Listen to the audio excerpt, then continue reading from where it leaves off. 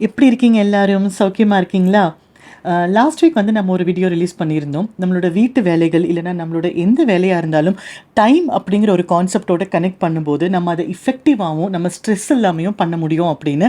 அதுக்கு நீங்கள் எல்லாருமே ரொம்ப பாசிட்டிவாக ரொம்ப அப்ரிஷியேட் பண்ணி சப்போர்ட்டிவாக காமெண்ட்ஸ் போட்டிருந்தீங்க, நிறைய ஷேர் பண்ணியிருந்தீங்க. அந்த வீடியோவில் சில பேர் கொஸ்டின்ஸும் கேட்டிருந்தீங்க, சில பேர் உங்களுடைய சுச்சுவேஷன் நீங்கள் எக்ஸ்பிளைன் பண்ணியிருந்தீங்க. அந்த கொஸ்டின்ஸ்க்கெல்லாம் இருக்கிற கொஞ்சம் காமெண்ட்ஸ்க்கெல்லாம் ரிப்ளை பண்ணலாமா அப்படின்னு யோசித்தோம். முதல்ல வந்து ஒருத்தங்க எழுதியிருந்தீங்க, இப்போ என்னால் எல்லா வேலையும் நானே பண்ணிக்க முடியுது, ஆனால் உடம்பு சரியில்லாதப்போ எனக்கு கொஞ்சம் ஏஜ் ஆகும்போது என்ன ஆகுமோன்னு பயமாக இருக்குது, இதே மாதிரி என்னால் எஃபெக்டிவாக ஒர்க் பண்ண முடியுமா அப்படின்னு பயமாக இருக்குது அப்படின்னு எழுதியிருந்தீங்க. ஆக்சுவலாக இந்த கேள்வி வந்து நம்ம எல்லாருக்குமே பொதுவான ஒரு கேள்வி தான், ஆனால் பதில் தான் யார்கிட்டையுமே இல்லை. அதனால் இந்த மாதிரி ஒரு எண்ணம் நமக்கு வரும்போது நம்மக்கிட்ட 2 சாய்ஸ் இருக்குங்க. ஒன்று, கண்டிப்பாக நீங்கள் இவ்வளோ ஹார்ட் ஒர்க் இப்பயே பண்ணுறதுனால, எல்லா வேலையும் நீங்களே பண்ணிக்கிறதுனால கண்டிப்பாக உங்களுக்கு என்ன ஏஜ் ஆனாலும் அந்த எனர்ஜியும் அந்த ஒரு மோட்டிவேஷனும் உங்களுக்கு எப்போவுமே இருக்கும், அந்த ஆரோக்கியம் உங்களுக்கு நல்லா இருக்கும் அப்படிங்கிறது ஒரு பார்வை. இன்னொரு ஆங்கிள் என்ன அப்படின்னா, நமக்கு ஏதாவது ரொம்ப அதீதமாக தேவையாக இருக்கும்போது இல்லை நம்ம ஏதோ ஒரு ப்ராப்ளமில் இருக்கும்போது கண்டிப்பாக எங்கே இருந்தோ நமக்கு ஒரு சின்ன ஹெல்ப்போ இல்லை யார் மூலமாவது ஒரு வார்த்தை நம்ம காதில் விழுறதோ இல்லை ஏதோ ஒரு விதத்தில் நமக்கு அப்போ தேவையான கரெக்டான அட்வைஸ் நமக்கு வருங்க. இல்லைன்னா ஒரு நபர், ஒரு முன்பின் தெரியாத ஒரு நபராக கூட இருக்கலாம், ஏதோ ஒரு சின்ன உதவி பண்ணுறதுக்கு நம்மக்கிட்ட வருவாங்க. இதில் என்ன ஒரு அழகுனா, அந்த மாதிரி ஒரு உதவி வரும்போதோ இல்லை ஒரு அட்வைஸ் வரும்போதோ அதை கேட்டு உணர்ந்து அதை நம்ம அக்செப்ட் பண்ணுற இன்டெலிஜென்ஸ் நமக்கு இருக்கணும், அந்த ஓப்பன் மைண்ட் செட் நமக்கு இருக்கணும்.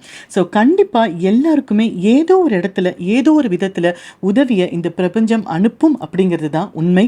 அதை உணர்கிற சக்தி நமக்கு வேணும். அதுக்கு நம்ம ஓப்பன் மைண்ட் செட்டோடு இருக்கிறதும் நான் ஜட்ஜ்மெண்டலாக இருக்கிறதும் பெரிய உதவியாக இருக்கும். அதனால் இப்போலேருந்து நம்ம ஆக்டிவாக இருக்கிறதும் நம்மளால் என்ன முடியுமோ அதை நம்ம பண்ணிக்கிறதும் ஒரு பெரிய அட்வான்டேஜ் தான். ஸோ ரொம்ப யோசிக்காதீங்க, ரொம்ப பயப்படாதீங்க, அதனால் ரொம்ப ஓவர் திங்க் பண்ண வேண்டாம், வேறு எதை பற்றியும் ரொம்ப யோசிக்காதீங்க, எல்லாம் நல்லதாகவே இருக்கும். Don't worry, take care of yourself. கொஞ்சம் பேர் எனக்கு மெயிலும் அனுப்பியிருந்தீங்க, காமெண்ட்லேயும் போட்டிருந்தீங்க, அக்கா இதெல்லாம் வந்து எனக்கும் பண்ணணும்னு ஆசை தான், ஆனால் எங்கள் வீட்டில் வந்து குழந்தைங்க இருக்காங்க, கை குழந்தை இருக்காங்க, 4-5 வயசுக்கு உட்பட்ட குழந்தைகள் இருக்காங்க. அப்போது இந்த மாதிரி நாங்கள் பிளான் பண்ணியோ செட் பண்ணியோ எங்களால் பண்ண முடியல, அப்போது ரொம்ப டிப்ரெஸ் ஆகுது, ரொம்ப இரிட்டேஷன் ஆகுது அப்படின்னு சொல்லி போட்டிருந்தீங்க. நம்ம இதில் கிளியராக புரிஞ்சுக்க வேண்டிய ஒரு விஷயம் என்ன அப்படின்னா, ஒரு பெண்ணுடைய உடல் வாகு டிஃப்ரெண்ட்டாக இருக்கும், அவங்களுடைய சக்தி ஸ்டாமினா டிஃப்ரெண்ட்டாக இருக்கும், அவங்களோட மைண்ட் செட்டில் பிளான் பண்ணுற விதம் டிஃப்ரெண்ட்டாக இருக்கும். அதனால் நம்மளை விட இன்னொருத்தவங்க வீடு வந்து ரொம்ப க்ளீனாக வச்சுக்கிறாங்க, ரொம்ப நீட்டாக இருக்குது, எல்லாமே வச்சது வச்ச இடத்துல இருக்குது, அவங்க ஹெல்ப் எல்லாம் எதுவுமே எடுத்துக்காமல் அவங்களே எல்லா வேலையும் பண்ணுறாங்க. கண்டிப்பாக இதெல்லாமே அடோரபிள், ரொம்ப சூப்பர் தான். ஆனால் அதே சமயம் எல்லாராலையும் அப்படி பண்ண முடியுமா, எல்லாருமே அப்படி தான் பண்ணணும்னு அவசியமா அப்படின்னா இல்லைன்னு தான் நினைக்கிறேன். நமக்கு என்ன முடியுமோ, நம்மளோட சிச்சுவேஷனில் நம்மளோட சக்திக்கு என்ன முடியுமோ அதுக்கேற்ற மாதிரி நம்ம இருந்தால் போதும் அப்படிங்கிறது தான் பொதுவான ஒரு கருத்து. அதனால் உங்கள் வீட்டில் குழந்தைங்க இருக்காங்க, அதுவும் குறிப்பாக 3 வயசுக்கு கீழே உள்ள குழந்தைங்க இருக்காங்க, இல்லை ஒரு 6-7 வயசுக்கு உட்பட்ட குழந்தைகளும் இருக்காங்க அப்படின்னா நீங்கள் இந்த ஷெட்யூலை தயவு செஞ்சு ஸ்ட்ரிக்டாக ஃபாலோ பண்ணணும்னு அவசியம் இல்லைங்க. குழந்தைங்க இருக்கிற வீட்டில் அங்கங்கே துணி இறஞ்சி தான் கிடக்கும், டாய்ஸ் கீழே கிடக்கும், கிச்சனில் சிங்கில் பாத்திரம் இருக்க தான் செய்யும், துவைக்க வேண்டிய துணி நிறைய இருக்கும், துவைச்ச மடிக்க வேண்டிய துணி அதை விட நிறைய இருக்கும். அதை விட சோஃபாலேயோ சேர்லேயோ உட்காரணும்னா பார்த்து பத்திரமா தான் உட்காரணும். ஏன்னா எங்கே இந்த குட்டிஸ் எல்லாம் டாய்ஸ் எல்லாம் போட்டு வச்சுருக்கோன்னு தெரியாது. இதெல்லாம் வாழ்க்கையில் ஒரு அழகான நிமிஷங்கள்ங்க. எப்போவுமே எல்லாமே பர்ஃபெக்டாக பண்ணணும், யாராவது நம்மளை ஜட்ஜ் பண்ணிடுவாங்க அப்படின்னு நம்ம யோசிச்சுட்டே இருந்தோம்னா உங்களோட பேரண்ட்ஹுட்டை நீங்கள் எப்போ என்ஜாய் பண்ணுவீங்க சொல்லுங்கள்? அதனால் குழந்தைங்க இருக்காங்கன்னா அவங்க தூங்கும் போது நீங்கள் தூங்கி எழுந்திரிங்க, அவங்க முழிச்சிட்டு இருக்கும்போது அவங்க கூட விளையாடுங்க, அந்த தருணங்களை என்ஜாய் பண்ணுங்க, அவங்க கூட இருக்கிற அந்த டைமை ட்ரெஷர் மாதிரி ப்ரெஷியஸாக சேர்த்து வைங்க. இதெல்லாம் தான் இப்போ நீங்கள் ஃபோக்கஸ் பண்ண வேண்டிய விஷயமே தவிர எல்லா வேலையும் டைமில் முடிச்சு எல்லாத்தையும் க்ளீனாக வைக்கணும் அப்படிங்கிறது அவசியமாக இருந்தால் கூட உங்கள் ஃபோக்கஸ் மொத்தமும் அதுலேயே இருக்க வேண்டிய அவசியம் இல்லை. சில பேர் வீட்டுக்கு வரும்போது சொல்லலாம், நாங்கள்லாம் குழந்தைங்க வச்சுட்டு எல்லா வேலையும் பார்த்துக்கலையா, இப்போ என்னமோ ஓவராக நீங்கள்லாம் ட்ராமா பண்ணுறீங்க, இதெல்லாம் தேவையில்லாத விஷயம் அப்படின்னு. அப்படி சொல்கிறவங்க அப்படியே சொல்லட்டும், அவங்களால முடியுது, அவங்க பண்ணுறாங்க. நமக்கு என்ன வேணுமோ, நம்ம சக்திக்குள்ளே என்ன இருக்கோ நம்ம அதை பண்ணுவோம், அவ்வளோதான். இதில் முக்கியமாக நம்ம புரிஞ்சுக்க வேண்டியது, உங்களோட பேரண்ட்ஹுட்டை நீங்கள் என்ஜாய் பண்ணுறதும் உங்களோட ஹெல்த்தை நீங்கள் பத்திரமா பார்த்துக்கிறதும் மட்டும்தான். ஏன்னா குழந்தைங்கன்னு வீட்டில் இருக்கும்போது நம்ம ஷெட்யூலே ஃபுல்லாக சேஞ்ச் ஆகிடும். அதனால் நீங்கள் உங்களோட ஃபோக்கஸ் மொத்தமும் உங்கள் செல்ஃப் கேர்லேயும் உங்களை நீங்கள் பார்த்துக்கிறதுலையும் உங்கள் குழந்தைங்களோட நல்ல குவாலிட்டி டைம் ஸ்பெண்ட் பண்ணுறதுலையும் மட்டுமே நீங்கள் ஃபோக்கஸ் பண்ணுங்கள்.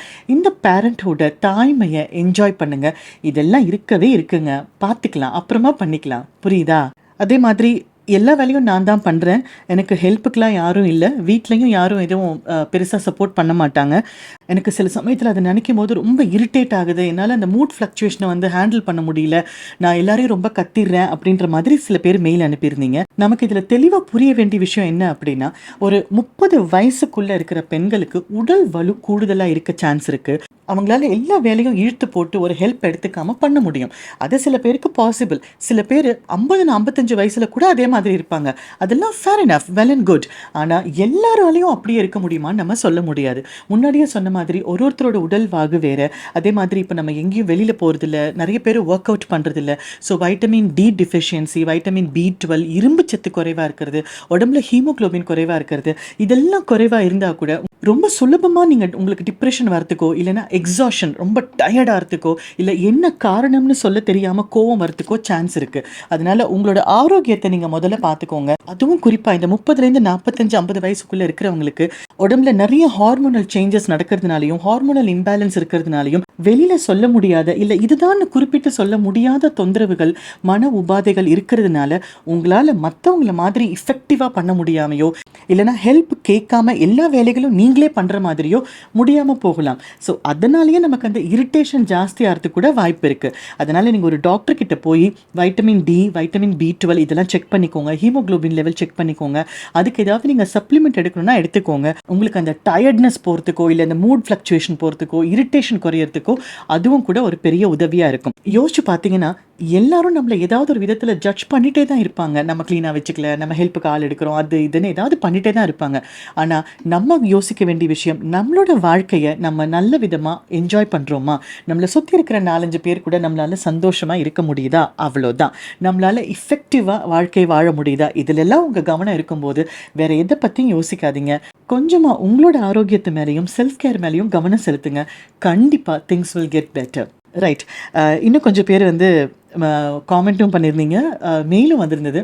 அக்கா நீங்கள் சொல்கிறதெல்லாம் கரெக்டு தான். இந்த மாதிரி டைம் அலோகேட் பண்ணி சாங்ஸ் கேட்டுட்டு அதை என்ஜாய் பண்ணணும், அப்படி பண்ணுறதெல்லாம் கரெக்டு தான். ஆனால் எனக்கு வீட்டில் வேலை ஓயவே மாட்டேங்குதே. அவ்வளோ பேர் இருக்காங்க, அவ்வளோ பாத்திரம் இருக்குது, ஷீட்ஸ் மாற்றணும், இந்த வேலையெல்லாம் முடிச்சு அப்பாடான்னு இப்படி உட்காந்தா கண்ணுக்கு முன்னாடி ஒட்டடை தெரியுது. அந்த வேலை இருக்குது, இந்த வேலை இருக்குது, வேலை வந்துட்டே இருக்கேன். ஐயோ கரெக்டு தான், வீட்டு வேலை ஓயாதது. இந்த ஆதவன் மூவியில் வந்து வடிவேலு சார் சொல்லுவாள், விடிஞ்சிருங்க, அப்போ கூட வேலை முடியாது, நான் எப்படி சாப்பிட்றது, எனக்கு தான் பசிக்குமே அப்படின்னு எல்லாம் மெயில் அனுப்பிச்சிருந்தீங்க. எஸ், வீட்டு வேலை கண்டிப்பாக முடியாதுங்க. நம்ம வந்து ரோபாட்ஸ் கிடையாது. நமக்கு உணர்வுகள் இருக்குது, டயர்ட்னஸ் இருக்குது, உடலில் நடக்கிற எத்தனையோ விதமான சேஞ்சஸ் இருக்குது. ஸோ இது எல்லாமே நம்ம அனுசரித்து தான் நம்ம வீட்டு வேலைகளை பார்க்க முடியும். இதனால தான் இந்த 2 விஷயங்களில் கண்டிப்பாக நம்ம ஃபோக்கஸ் இருக்கணும், நம்ம அட்டென்ஷன் கொடுக்கணும் அப்படின்னு சொல்கிறோம். முதல்ல சொன்ன மாதிரி அடிக்கடி நான் சொல்கிற மாதிரி இன்னொருத்தவங்க கிட்டேருந்து உதவி எடுத்துக்கிறது வீக்னஸ் இல்லை அப்படின்னு உணரணும். ஸ்ட்ராங்காக இருக்கிறவங்க அவங்க பண்ணுறாங்க, பண்ணட்டும். பட் எல்லாருமே அப்படியே இருக்கணும் அப்படின்னு அவசியம் இல்லை. தேவையான நேரத்தில் தேவையான உதவிகளை நம்ம குழந்தைங்க கிட்டேருந்து எடுத்துக்கிறதோ இல்லை நம்ம கணவர்கிட்டேருந்தோ நம்ம வீட்டில் இருக்கிற பெரியவங்க கிட்டேருந்தோ சின்ன சின்ன உதவி எடுத்துக்கிறது, அவங்களையும் அதில் நம்மளை சப்போர்ட் பண்ண வைக்கிறது ரொம்ப அவசியம். ஏன்னா நம்ம ஒரு 30-35 வயசு வரைக்கும் உடல்லையும் நமக்கு பயங்கர வலு இருக்கும், நம்மளால் எல்லாமே பண்ண முடியும். ஆனால் அதுக்கப்புறம் நம்ம உடம்பு கொஞ்சம் தளர்ந்து போகும்போது, மனசு தளர்ந்து போகும்போது, ஒர்க் ப்ரெஷர், வீட்டில் டென்ஷன், பெரியவங்களை பார்த்துக்கணும், நம்மளையும் பார்த்துக்கணும், குழந்தைங்களை பார்த்துக்கணும், எல்லாரோட பெர்ஃபார்மன்ஸுக்கும் நீங்கள் தான் பொறுப்பு. அப்போ இவ்வளோ விஷயங்கள் இருக்கும்போது 35 வயசு ஆகும்போது கொஞ்சம் மனசும் உடம்பும் தளர்ந்து போகிறது சகஜம்தான். அதனால இப்போலேருந்து நம்ம குழந்தைங்க கிட்ட டேபிள் ஒரு நாள் க்ளீன் பண்ணணும், அவங்கவுங்க கப்போர்டு அவங்க தான் க்ளீன் பண்ணணும், இல்லைனா காய்கறி நறுக்கி கொடுக்கறது, இந்த மாதிரி சின்ன சின்ன உதவிகள் எடுத்துக்கிறது கண்டிப்பாக தப்பே இல்லைங்க. நம்ம குழந்தைங்களுக்கும் நம்ம ரெஸ்பான்சிபிலிட்டி சொல்லி கொடுத்த மாதிரி ஆச்சு இல்லையா? இல்லை இதெல்லாம் எங்கள் வீட்டில் நடக்கவே நடக்காது, யாருமே சப்போர்ட் பண்ண மாட்டாங்க, ஹஸ்பண்ட்லாம் புரிஞ்சுக்க மாட்டாங்கக்கா அப்படின்னு சொல்கிறீங்க அப்படின்னா அப்படியே விட்டுட முடியாதுங்க. கொஞ்சம் கொஞ்சமாக தான் பண்ணணும். இப்போது நீங்கள் கொஞ்சம் யோசிச்சு பார்த்தீங்கன்னா, இப்போ வந்து ஒருத்தவங்க உதவியே பண்ண மாட்டேங்கிறாங்க, அதெல்லாம் என்னால் பண்ண முடியாது அப்படிங்கிற ஒரு பிடிவாத குணத்தோடு இருக்காங்கன்னா, அந்த பிடிவாத குணத்தை புகுத்தினதும் ஏதோ ஒரு வழியில் நம்மளும் ஒரு காரணமாக இருப்போம். ஸோ அதனால் ஒரு 25-30 வருஷமாக அவங்க அப்படி தான் இருக்காங்க, மாற மாட்டேங்கிறாங்க அப்படின்னா ஓவர் நைட்டில் கண்டிப்பாக அவங்க மாற போகிறதில்ல. ஆனால் அதே சமயம் நம்ம அப்படியே விட்டுடணும்னு அவசியம் இல்லை. கொஞ்சம் நேரம் பார்த்து கரெக்டான அந்த மைண்ட் செட்டில் அவங்க இருக்கும்போது ஓப்பனாக அவங்க கிட்ட பேசி இந்த மாதிரி எல்லாருமே வீட்டில் இருக்கிற ஒர்க்கை ஷேர் பண்ணணும்னு சொல்கிறதும், முக்கியமாக உங்கள் வீட்டு குழந்தைங்களுக்கு சொல்லிக் கொடுக்கறது ரொம்ப அவசியம். நீங்கள் கொஞ்சம் கொஞ்சமாக ப்ராக்டிஸ் பண்ணுங்கள். ஒரு 6 மாதத்துலேருந்து 1 வருஷத்துக்குள்ளே இந்த சுச்சுவேஷன் சேஞ்ச் ஆகி எல்லாருமே உங்களுக்கு கை கொடுக்கறதுக்கு நிறைய வாய்ப்புகள் இருக்குது. ப்ராக்டிஸ் பண்ணிவிட்டு சொல்லுங்கள். ஓகேவா? இன்னொருத்தவங்க எழுதிருந்தீங்க, இந்த மாதிரி எனக்கும் என் ஹஸ்பண்டுக்கும் ஒரு மிஸ் அண்டர்ஸ்டாண்டிங் வருது அப்படின்னா, எப்போவுமே நான் தான் சாரி சொல்கிறேன், அவங்க வந்து சாரியே சொல்ல மாட்டாங்க. இது இப்படியே பழகி பழகி பழகி இப்போ வந்து அவரே தப்பு பண்ணால் கூட அவங்க சாரி சொல்ல மாட்டேங்கிறாங்க. அப்போ கூட நான் தான் போய் அவங்கக்கிட்ட சாரி சொல்லணும்னு எதிர்பார்க்குறாங்க, இல்லைனா பேச மாட்டேங்கிறாங்க. இதே மாதிரி ஒரு மெயில்ஸ் கொஞ்சம் வந்திருந்தது. இந்த மாதிரி நான் தான் விட்டு கொடுக்கணும்னு அவசியமா அந்த மாதிரி. ஸோ இதெல்லாமே வந்து சுச்சுவேஷன் பேஸ்டு தான். ஒருத்தருக்கு கொடுக்குற சஜஷன் வந்து இன்னொருத்தவங்களுக்கு சூட் ஆகுமா அப்படின்னு சொல்ல முடியாது. அதனால தான் வந்து ஒரு காமன் டாபிக் நம்ம எடுத்து பேசும்போது பொதுவாக பேசுகிறோம். ஏன்னா ஒருத்தரோட தேவைகளும் ஒருத்தரோட சுச்சுவேஷன்ஸும் டிஃப்ரெண்ட்டாக இருக்கிறதுனால காமனாக இருக்கிற மாதிரி பொதுவாக இருக்கிற சில விஷயங்களை சொல்கிறோம். இது வந்து எல்லாருக்குமே சூட் ஆகும் அப்படின்னு நம்ம சொல்ல முடியாது. ஆனால் நம்ம வேற ஒரு கோணத்துலேருந்து பார்க்கும்போது கணவன் மனைவி உறவு அப்படிங்கிறது ரொம்ப பியூட்டிஃபுல்லான, ரொம்ப ஒரு அழகான உறவு. ஸோ இதில் 2 பேரும் ஈக்குவலாக ஒருத்தருக்கு ஒருத்தர் பரஸ்பர மரியாதையோடையும் அன்போடையும் சுயமரியாதையை பாதுகாக்கிறதோடையும் தான் பிஹேவ் பண்ணணும். நம்ம பெண்கள் கொஞ்சம் இமோஷ்னலாக இருக்கிறதுனால நிறைய நேரங்களில் நம்மளால் அந்த இமோஷ்னல் இதை கண்ட்ரோல் பண்ண முடியாததுனால நம்ம இறங்கி போய் பேசுகிறதோ இல்லை நான் அந்த சுச்சுவேஷனை சீக்கிரமாக சரி பண்ணணும்னு நம்ம ட்ரை பண்ணுறதோ நம்மளுடைய இயல்பு. நம்ம அப்படியே ஆண்களை பழக்கிட்டோம் அப்படின்னா அவங்களுடைய இயல்பாகவும் சரி எப்படி இருந்தாலும் அவங்க வந்து நம்ம மனைவி நம்மள்கிட்ட பேசுவாங்க அப்படின்னு ஒரு கான்ஃபிடென்ஸாக இருக்கலாம். ஸோ உங்கள் சுச்சுவேஷன் எப்படின்னு பாருங்கள்.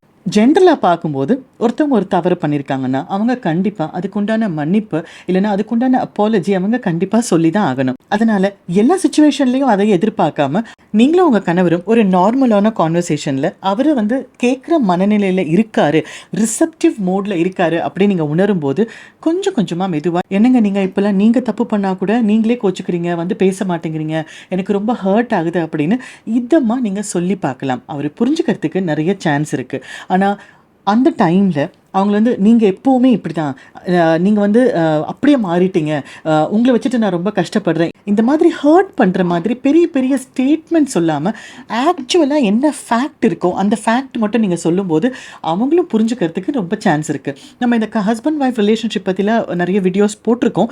நீங்கள் டைம் இருந்ததுன்னா நீங்கள் அதையும் கேளுங்க. உங்கள் சுச்சுவேஷனுக்கு எது சூட் ஆகுதோ அதை நீங்கள் பார்த்துட்டு ப்ராக்டிஸ் பண்ணுங்கள். முக்கியமாக இந்த கணவன் மனைவி ரிலேஷன்ஷிப்பில் நம்ம ஃபாலோ பண்ண வேண்டிய 3 விதிமுறைகள். 1, ஈகோயிசம் இருக்கவே கூடாது. 2வது, பரஸ்பரம் அந்த நம்பிக்கையும் சுயமரியாதையும் கண்டிப்பாக இருக்கணும். 3வது, எப்பயோ நடந்த விஷயங்களை திரும்ப திரும்ப பேசி பெரிய பெரிய ஹார்ஷான வேர்ட்ஸ் வச்சு லேபிள் பண்ணி திரும்ப திரும்ப நம்ம டிஸ்கஸ் பண்ணக்கூடாது. முடிஞ்சு போனதாக இருக்கட்டும். நம்ம இனிமேல் ஃப்யூச்சரில் எப்படி இருக்க போகிறோம், எந்த மாதிரி நம்ம வாழ்க்கையை கொண்டு போக போகிறோம், நம்ம ஃப்யூச்சர் எவ்வளோ அழகாக இருக்கணும், அதை பற்றி மட்டும் டிஸ்கஸ் பண்ணால் போதும். இந்த 3 விஷயங்களை ஃபாலோ பண்ணும்போது கண்டிப்பாக எல்லா கணவன் மனைவிக்குள்ளேயுமே ஒரு அழகான நட்பும் காதலும் இருக்கும். ஸோ உங்களுக்கு இந்த மாதிரி நிறைய கொஸ்டின்ஸ் இருந்ததுன்னா நீங்கள் காமெண்ட் செக்ஷன்லேயும் கொடுங்க, மெயிலையும் அனுப்புங்க. இன்னும் கொஞ்சம் மெயில்ஸ் இருக்குது, அதை நான் பார்த்துட்டு திரும்ப அதுக்கு உண்டான வீடியோஸ் நாங்கள் போஸ்ட் பண்ணுறோம். அன்கண்டிஷனல் சப்போர்ட்டுக்கும் அன்புக்கும் நானும் என்னோட டீமும் ரொம்ப தேங்க்ஃபுல்லாக இருப்போம். கண்டிப்பாக மீண்டும் சந்திக்கலாம். Thank you so much. Take care.